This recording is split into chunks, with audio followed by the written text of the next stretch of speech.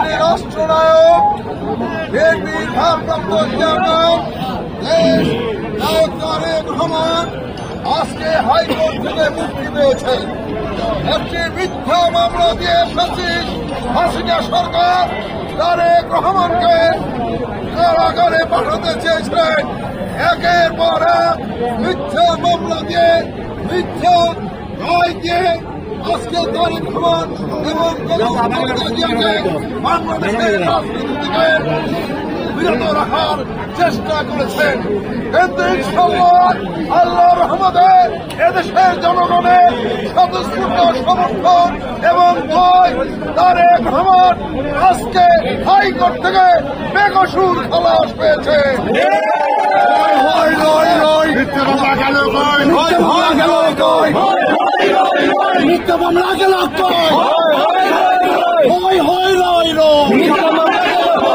মামলা গেল।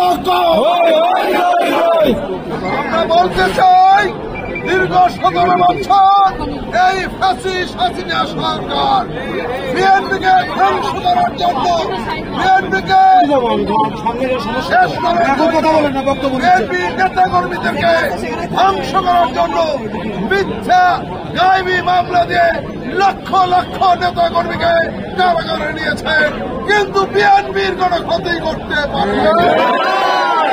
আমরা আমাদের নেতা বিএনপির ভারপ্রাপ্ত চেয়ারম্যান তারেক রহমানের নেতৃত্বে বাংলাদেশের সকল মানুষ ঐক্যবদ্ধ। আমরা বলতে চাই আজকে শেখ হাসিনা বাংলাদেশ থেকে পালিয়েছে।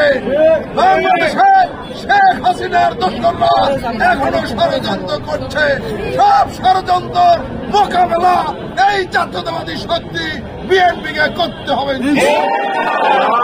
বন্ধুরা, আমরা বলতে চাই অবিলম্বে তারেক রহমানের নামে যত মিথ্যা মামলা রয়েছে সকল মামলা থেকে অব্যাহতি দিয়ে অবিলম্বে তারেক রহমানকে বাংলাদেশে নিয়ে মামাটি ডাকছে,